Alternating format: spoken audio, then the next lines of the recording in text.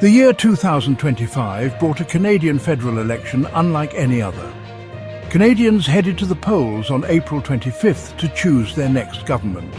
This election was marked by a change in leadership, a focus on the economy, and the ever-present shadow of the United States. In the end, it was Mark Carney and the Liberal Party who emerged victorious. The election saw a record number of Canadians casting their ballots early. Over 7 million Canadians took advantage of advance voting. This high turnout reflected the importance of the issues at stake. Canadians were eager to have their voices heard. The 2025 election was significant for several reasons. It marked the end of Justin Trudeau's time as Prime Minister. It saw the rise of Mark Carney, a political newcomer, and it underscored the deep divisions within Canadian society. As the results came in on election night, it was clear that Canada was in for a period of change and uncertainty. The 2025 election featured a mix of familiar faces and new contenders. The Liberal Party, led by Mark Carney, sought to hold on to power. Carney, a former governor of the Bank of Canada and the Bank of England, was a relatively new face in Canadian politics. He had taken over the leadership of the Liberal Party from Justin Trudeau earlier in the year. The Conservative Party, led by Pierre Poilievre, hoped to capitalise on what they perceived as the Liberals' weaknesses. Poilievre, known for his fiery rhetoric and populist appeals, had been a vocal critic of the Trudeau government. He campaigned on a platform of economic responsibility and a return to traditional values. The New Democratic Party, under the leadership of Jagmeet Singh, aimed to position themselves as the true progressive alternative. Singh, known for his charisma and focus on social justice issues, had struggled to gain traction in the polls. He hoped to appeal to voters who were disillusioned with both the Liberals and the Conservatives. Other parties, including the Bloc Québécois and the Green Party, also fielded candidates. However, the election was largely seen as a two-horse race between the Liberals and the Conservatives. Mark Carney's entry into Canadian politics was unexpected. As a respected economist with international experience, many saw him as a potential saviour for the Liberal Party. When Justin Trudeau resigned as Prime Minister in January 2025, Carney was seen as the natural successor.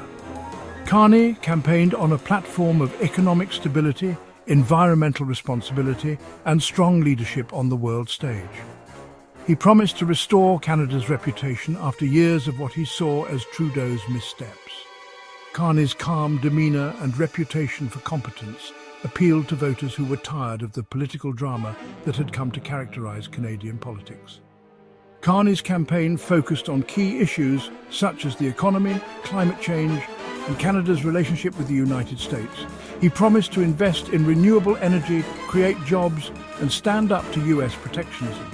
Carney's message resonated with voters, particularly in urban areas and in the crucial province of Ontario. Pierre Poilievre ran a campaign that tapped into the anxieties of many Canadians.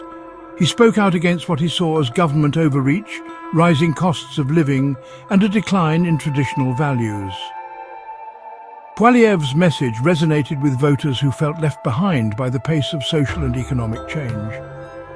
Despite early leads in the polls, Poilievre's campaign faltered as the election drew closer. His confrontational style and focus on wedge issues alienated some voters.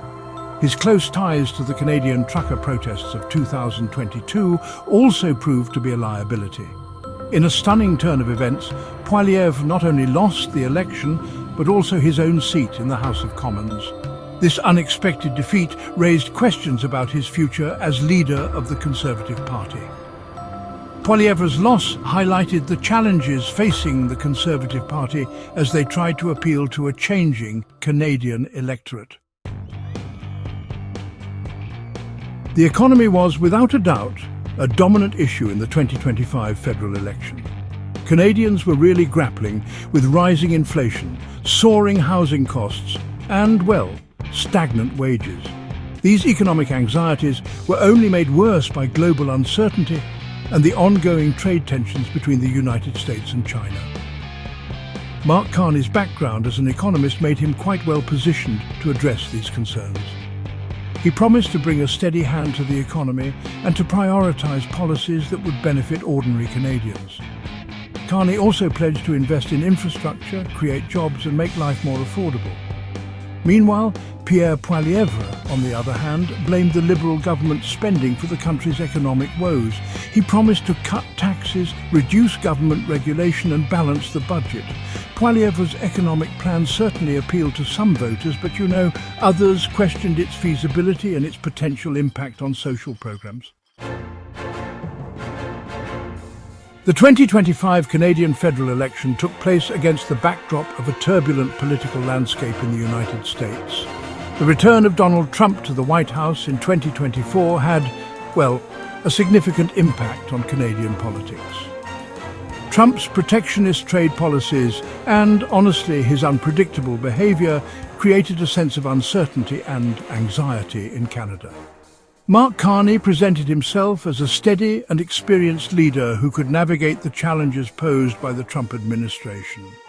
He promised to stand up for Canadian interests while, at the same time, maintaining a constructive relationship with the United States.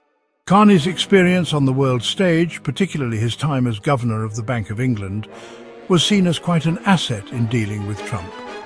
On the other hand, Pierre Poilievre took a more confrontational approach to the United States. He accused the Liberal government of being perhaps too weak in its dealings with Trump and promised to take a tougher stance. Poilievre's rhetoric certainly resonated with some voters, but others worried that it would further damage Canada's relationship with its largest trading partner. The 2025 federal election results revealed a country divided along regional lines. The Liberals performed well in Ontario, Quebec and Atlantic Canada. The Conservatives maintained their stronghold in Alberta, Saskatchewan and Manitoba. In Ontario, the Liberals benefited from Carney's popularity and their promises to address the rising cost of living. The Conservatives, however, struggled to make inroads in the Greater Toronto area, a region that had been crucial to their success in previous elections. In Quebec, the Bloc Québécois lost seats to the Liberals. The Bloc's traditional focus on Quebec sovereignty simply failed to resonate with voters who were more concerned about the economy and the threat posed by the United States. In Alberta, the Conservatives continued to dominate. Poilievre's message of economic conservatism and his opposition to federal environmental policies appealed to voters in the province. As the polls closed on election night, it became clear that the Liberals were on track to win a minority government. Early results showed the Liberals making gains in Ontario and Quebec, while the Conservatives held steady in Western Canada. The CBC, CTV and other major news outlets provided live coverage of the election results. As the night wore on, analysts and commentators dissected the results, speculating on the makeup of the new government and the implications for Canada's future.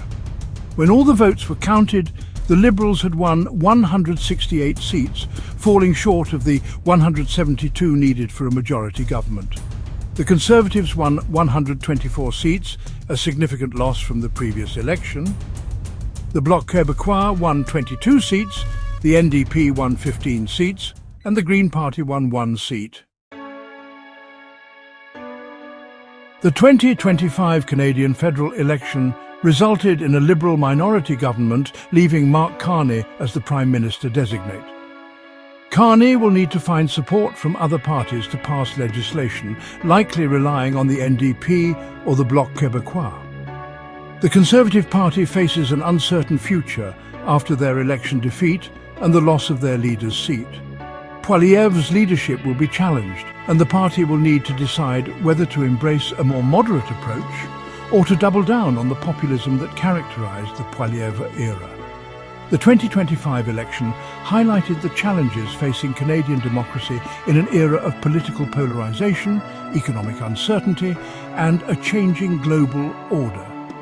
The election also demonstrated the resilience of Canada's democratic institutions and the enduring power of hope and change. As Mark Carney prepares to form a new government, Canadians will be watching closely to see if he can deliver on his promises and unite a divided country.